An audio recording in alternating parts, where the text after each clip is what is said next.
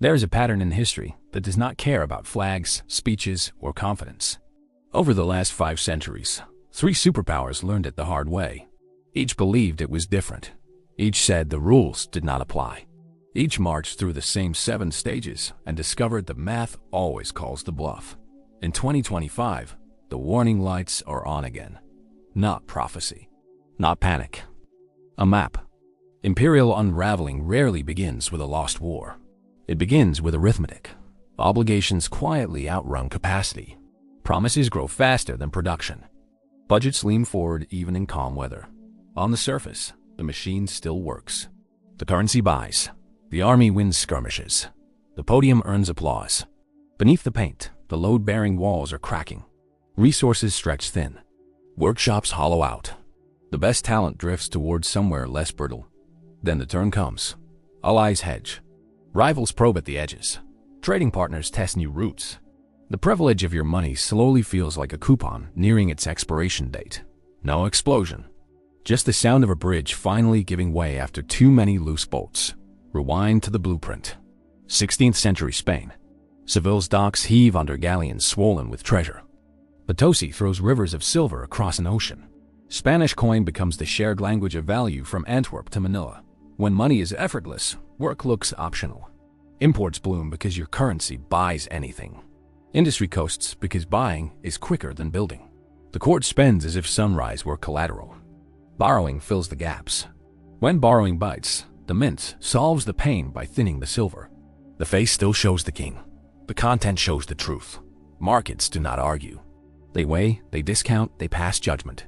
Prices climb. Defaults repeat until they become habit. Wealth flows through Spain like water through a sluice. Little settles. When geology tightens and fleets falter, the model looks in the mirror and sees it has been wearing only an elegant coat. Riches without production were a slow fuse, and when it burned out, the light went with it. Shift to London in the early 20th century. The pound invoices the world. London clears the planet's trade. War rips gold from vaults and stuffs IOUs into ledgers. After victory, pride picks the old parody and tries to wear yesterday's suit on today's frame. High interest rates defend prestige and suffocate factories. Exports wheeze. Unemployment swells. Eventually, the peg snaps and markets reprice Britain in a single news cycle. A second war stacks new debt on old. The imperial map shrinks without a shot fired because the budget says no. The pound remains money but loses its aura. Devaluations toll like bells. Savings feel lighter. Imports feel heavier. The empire does not vanish. It becomes ordinary. A yardstick that flatters will one day betray. Now cross to the late Soviet story. Tanks, payloads, parades. Power measured in steel and numbers. But a modern economy is choreography, not marching. Incentives are oxygen. Without them, factories ship to warehouses. Farms import grain. Engineers deliver targets rather than breakthroughs. For a while, oil and gold buy time. Then prices fall, reserves thin, and the belt of satellites snaps. From the Berlin Wall's crack to the lowering of the flag takes roughly 900 days. No foreign occupation. Arithmetic runs out of breath, and the institution runs out of time. Force can conquer land. It cannot counterfeit feedback. 3 empires, 3 accents. 1 skeleton. Overextension. Structural deficits. A shift in the monetary regime. Inflation that reshapes behavior. Erosion of productive muscle. A gentle, then accelerating exit of confidence. A break that looks sudden to those who ignored the staircase down. Stage 1 is overextension. It sounds like of course we must. Of course we must defend here and there as well. Of course we must add this benefit, and that promise, and a third to follow. Of course we must build 1 more network and maintain 5 that already strain. The tell is a ratio, obligations over capacity. When the numerator grows faster than the denominator, the clock starts even if no one admits it. Stage 2 is the structural deficit. Bridges built for storms remain when the sky clears. Programs that were temporary harden into permanent line items. Revenues underperform speeches. Expenditures outperform promises. Interest costs climb a staircase every cycle. If the budget leans forward in calm seas, you are not bridging, you are drifting. Stage 3 is the monetary shift. Debasement wears costumes. In 1 century, it is base metal in a silver coin. In another, it is the wrong peg defended at the wrong price. In ours is the central bank's balance sheet serving as a permanent shock absorber that rarely springs back.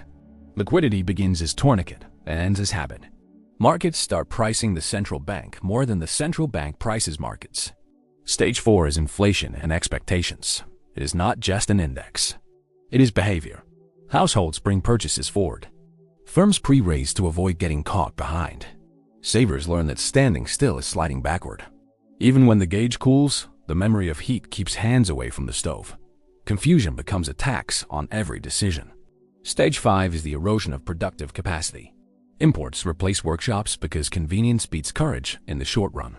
Supply chains optimize for cheap until resilience becomes priceless. The balance of payments turned from mirror into memo.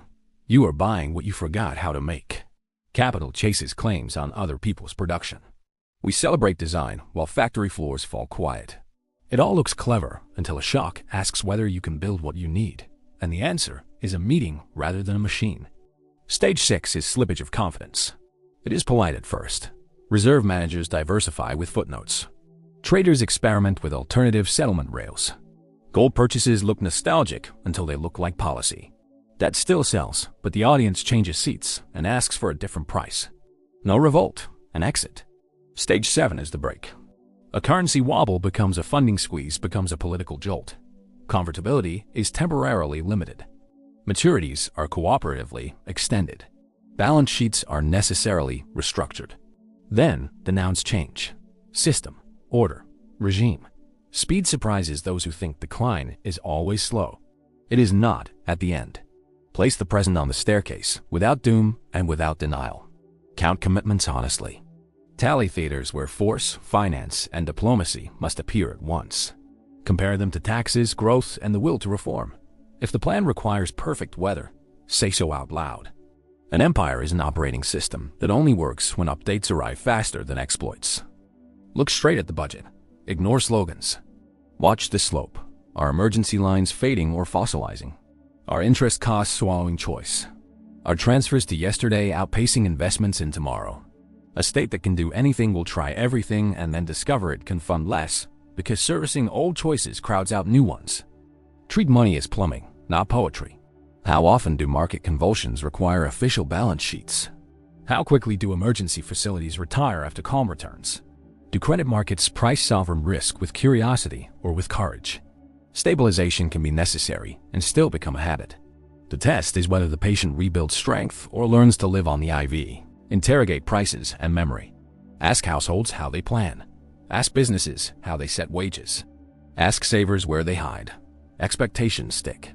Credibility is the only antidote, and it is bought with consistency. There is no shortcut for that. Audit production with a wrench, not a press release. Where did the hard things come from? Semiconductors, grid hardware, machine tools, critical mineral processing, pharmaceutical precursors. Can shocks be absorbed without rationing ingenuity? Reshoring is a promise until it becomes an order book with delivery dates. Comparative advantage was never meant to become total dependency. Watch confidence move in millimeters. Reserve composition shifts slowly, but the direction is a verdict. Settlement pilots are weather reports for the next climate. Central bank gold buying is a precaution that adds up. If you listen only for drums, you will miss the footsteps. Name the counterweights fairly. Deep, liquid capital markets are a fortress. Rule of law and boring contracts are network effects earned over generations. Energy systems, technology stacks, universities, and entrepreneurial cultures are moats that have blunted many arrows. A sober reading admits the fray and recognizes the strength. History punishes chest beating and panic with equal enthusiasm and rewards quiet repair. There are 3 plausible doors ahead. Controlled descent is cooperation across institutions and balance sheets. Fiscal rules that bite. Debt maturities laddered so higher for longer does not mean pain right now. Monetary policy that says less and does exactly what it said. Industrial policy that targets bottlenecks that compound productivity rather than photo opportunities. Alliances sized to bad day capacity rather than best day wishes. The reserve currency loses some sheen but not its soul. Painful, dignified, survivable. Disorderly snap is a window that shuts on an ordinary Tuesday for reasons that will seem obvious by Wednesday. A sharp currency adjustment ricochets through balance sheets that were not built for that speed. A firm that looked safe in a slide deck looks thin in the new light. Legislatures improvise. Courts triage. The public learns vocabulary it wishes it never needed. System reset rewires money. Perhaps a new anchor in metal, in a basket, or in code. Perhaps settlement rails that cross borders in seconds. Perhaps frameworks for sovereign workouts that are rules-based instead of improvisational. Resets are painful, but they can work if stewardship beats nostalgia. The winners are those who protect credibility while the rules are rewritten. Return to the 3 case studies, not for fear, but for instruction. Spain teaches that wealth without work is a fuse. Money is a receipt for production, not a substitute for it. Burn the receipt, and you still owe the work. Britain teaches that prestige can pick the wrong price. A currency set above capacity honors yesterday and injures tomorrow. You can be the world's treasurer one decade and a museum the next if you refuse to let markets speak. The Soviet Union teaches that power can command, but only feedback can improve. Without incentives, innovation suffocates. So what to do in the here and now? Build a dashboard you will actually open. Ask whether real rates reward thrift or punish it. Ask whether the maturity wall of public debt can withstand higher for longer without forcing policy to kneel to interest expense. Ask whether productivity is rising not just at the frontier, but at the median firm where living standards are decided. Ask whether the hard things are being reordered and delivered rather than announced. Ask whether credibility is compounding. Leaders who say cannot when the math says cannot are building credibility. Agencies that retire emergency tools in calm are building credibility. Courts that keep contracts boring are building credibility. History does not demand collapse. It demands payment. Pay with discipline now or with volatility later. Pay with smaller promises today or with broken promises tomorrow. Pay with open argument in peacetime or with closed choices in emergency. The 7 stages are a warning label, not a sentence. They tell you where the cliffs are. They do not push you over the edge. If you strip this episode to one line, make it this. The past is not here to scare you. It is here to give you a ruler. Pin the 7 stages to your wall. Watch the news with a map in your hand. Translate every headline into where it sits on the staircase and act accordingly. If this helped you see the pattern more clearly, stay with this channel. We break down each stage with data instead of drama. Trace the real risks without the noise, and search for repairs that scale. Tap subscribe and turn on notifications so you will not miss the next chapter, where we unpack stage 1 in detail and show how commitments quietly outrun capacity and how real repair actually looks. Your support tells the algorithm to bring you back here, and it tells me to keep building the clearest, most honest maps I can.